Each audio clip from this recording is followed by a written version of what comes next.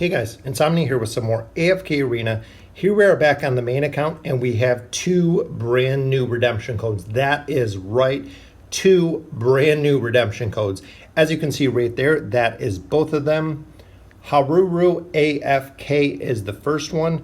Make sure you spell it right. They are not case sensitive. I actually tried it on the second code to make sure they were not case sensitive. So this is the first one, HaruruAFK. And I guess they are brand new ambassadors for AFK Arena in Japan and South Korea, respectively. Per Reddit, the codes are up there. As you can see, 1,000 diamonds, 150k gold, and some scrolls there. The second code is YuJaeseok. I know I absolutely do not pronounce names correctly, but YuJaeseok. But there it is. There is the second code. YuJaeseok, another 1,000 diamonds, and look at that, that's 3 million gold total, but 2,000 diamonds and some more summons. So thank you, Lilith, and thank you, AFK Arena, for all the codes.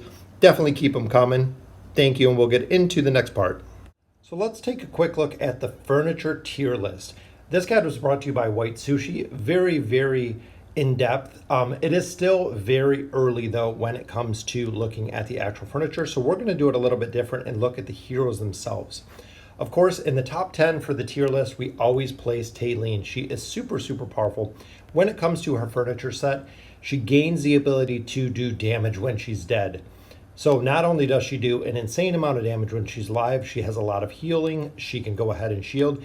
Now she is going to do damage when she is dead. And 30% of the damage dealt to enemies is converted into health. So she is going to be able to actually be revived a little bit quicker. And if you look at her 9-piece furniture, Taylene deals 110% AoE damage per second to nearby enemies while she's in Fireball. Again, Fireball is when she is dead. 60% of the damage dealt to enemies is converted into Taylene's health. So as she's doing damage, she is going to go ahead and continue to do damage even when she dies, which gives her a little bit stronger of an advantage there. The next one we look at, of course, is Aziz. A lot of players have started using him when it comes to the Twisted Essence bosses, and a lot of the campaign stages, people use them. So when you look at his ability, while using the ability Feeble Mind, Kaz, which it's Aziz, receives 25% less damage from enemy attacks and cannot be controlled. The 9 set bonus, while using the ability Feeble Mind, Aziz receives 60% less damage from enemy attacks and cannot be controlled. So very cool ability, because his Feeble Mind ability, I believe it is right here, controls an enemy furthest away. So when he is using this ability and when the enemy is walking towards him, he is going to have a damage reduction, which is vital when it comes to a tanking class, or when it comes to a support class, because it is going to increase his survivability on an already powerful hero. Next one we look at is, of course, the twins. They have a very powerful shield.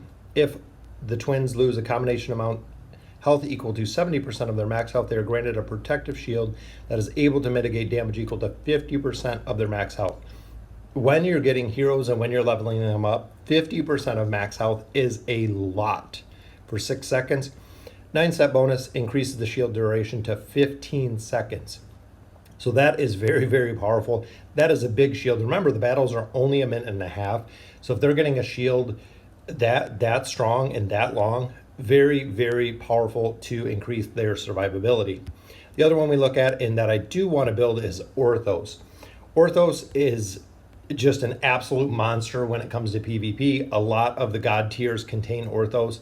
He is a super solid tank, and the furniture bonuses make him that much stronger. After using the ability Time Suspension, the ally with the highest attack rating, excluding Orthos, is able to move. On most team comps, this is Athalia. On a lot of team comps, you have a lot of heroes that can do a lot of damage, and they still can move like normally.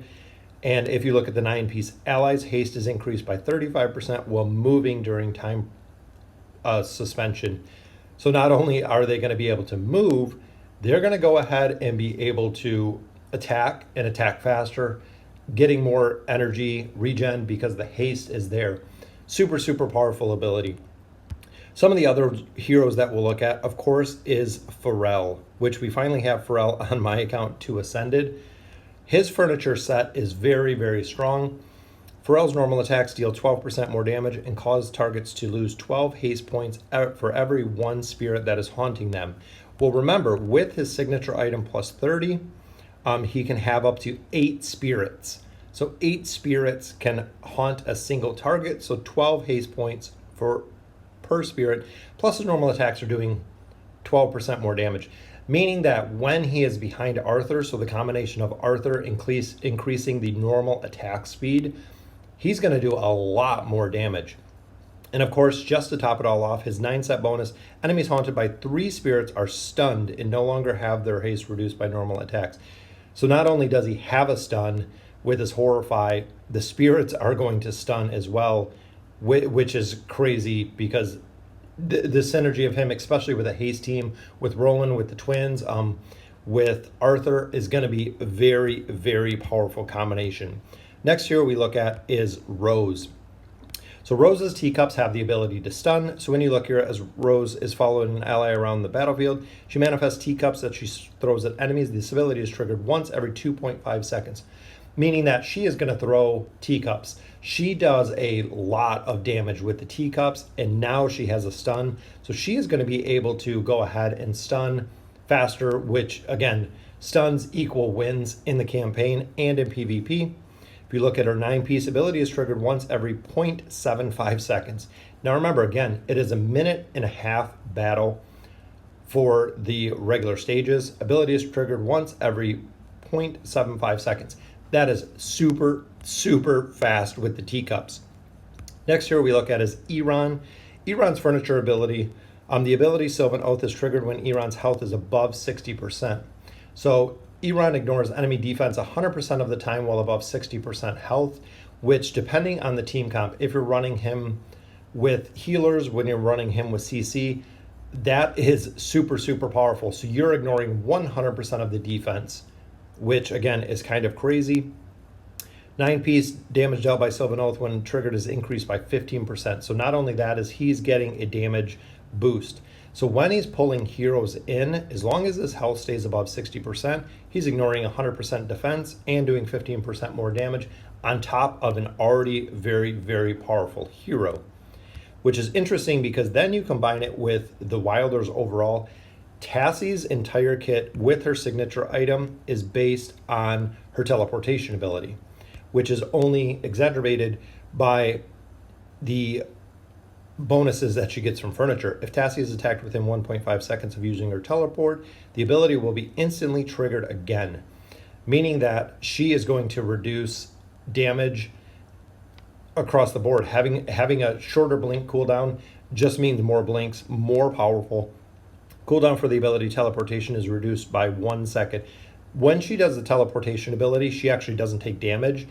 So as she's going around the battlefield, she's going to be blinking from place to place to place or teleporting from place to place to place, doing a significant amount of damage to the teams while not taking any damage herself. So it's going to be interesting when you get into a fight.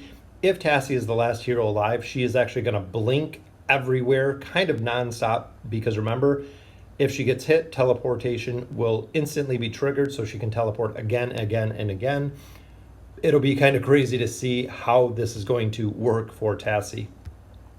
And of course, the next one we look at is Leica, which is interesting because when WhiteSushii did the team comp, Iran, Tassie, Leica, so the Iran Tassie shell is in there, the Iran Leica shell, the Tassie Namora combination is in there in the top tiers based on their kit. So when we look at Leica, targeting the nearest two enemies with rapid arrow the first time the ability is used, and every normal attack targets the nearest 2 enemies simultaneously. So not only does she deal more damage hitting multiple targets, she reduces defense, which comes from her ability, which is Foe's Fragility. Defense rating is decreased by 25%. So now with her furniture bonus, you can actually effectively reduce the damage on multiple enemies, the defense on multiple enemies at the same time. And with her normal attack bonus, again, when it comes to normal attacks, Arthur is the one who supercharges normal attacks, which is very, very cool. And like I said a little bit earlier with the shells, we do have Nomura. A lot of teams use Nomura. She has 3 heals, which they need to adjust the method of her heals just to give her more survivability and more heal. But she does have the Beguile ability, and that is the ability to CC another hero. So looking at her set bonus, when Nomura's health falls below 60% for the first time, she will use Life Force. So giving her better survivability and self-heals will keep her alive longer, giving her the ability to get that ult off. When you look at the 9-piece, the first time an enemy gets close to Nomura, she activates the effect of her Beguile ability, which again is her charm ability. So once somebody gets close to her, she'll go ahead and hit them with that, getting them away effectively, giving her time to heal. And of course, one of the best heroes that people are super, super excited about is Nara. Nara is very, very powerful by herself, but when you look at her set bonus for furniture, all enemies become terrified for 2 seconds after Nara successfully kills an enemy hero with her ultimate. So not only is she very powerful, super, super strong in CC, now they're giving her a Terrify ability, which is what Pharrell does with his Horrify, for 2 seconds after she kills an enemy. So this, again, in the campaign, in PvP, can be a game changer. 2 seconds does not seem like a lot of the time, but if a hero's casting their ult, something like that, 2 seconds you can go ahead and Terrify them. Negating some of the damage that they're doing will increase the survivability. The 9 set bonus, if the requirements for the Butchery ability's high damage multipliers are met, the damage will be additionally increased by 450%. Now look at that, 450% more damage combined with her ability. When Nara's health drops below 50%, her Butchery ability no longer requires her enemy's health to be below a certain percentage. So looking at the ability itself, and this is where it gets kind of crazy, Butchery, Nara deals 110% damage. Damage ignores the target's defense and invincibility if the target health is below 40%, which at her 30 or her plus 30 signature item no longer requires the health to be lower. Then the damage ability is multiplied by 6 times. So if it's multiplied by 6 times, you have a huge bonus for her damage. You have a bonus here with Life Leech that she's doing more damage, and you have a 450% damage increase. So essentially her Butchery ability is just going to absolutely destroy teams. The final hero I wanted to look at, which is one of my personal favorites, Sophia. Sophia, I think she's a little bit lower on the tier list than I would have placed her, because when you look at her skills, her skill set is very good. She uses her Spectral Disruption, which increases the damage for the back line, which reduces the heroes that are in the Spectral Disruption.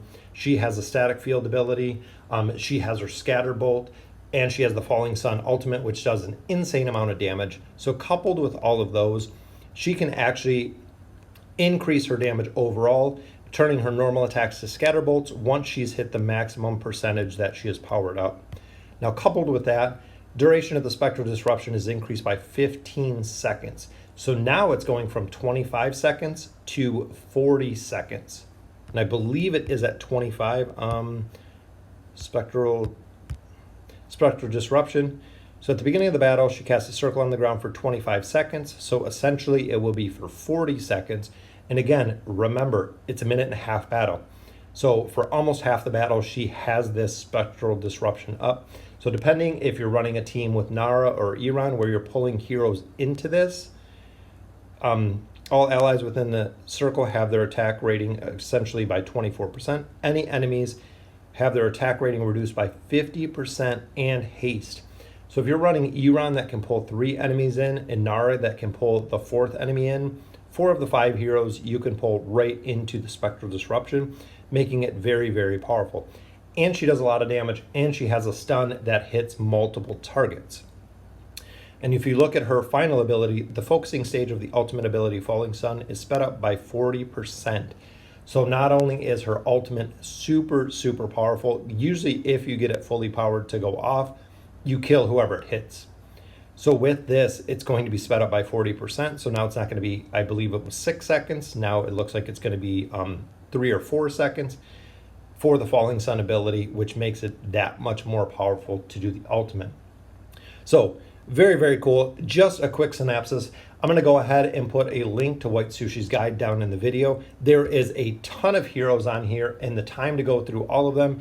You can go check the heroes that you have built, see exactly who you want to build, but I really feel the guide overall is very good. Some heroes I think I'd put a little bit different, like Sophia. Just looking at the guide itself, there's a couple heroes that I figured would be a lot higher in the guide, which are not, just due to their set abilities, such as Saurus. You know, a lot of people have built Saurus. Damage reduction for him is not very important, just for the fact that when it comes to the boss's Twisted Essence, what people are using him for, he does not need the reduction because he heals himself essentially with his weapon. So again, let me know in the comments what you think.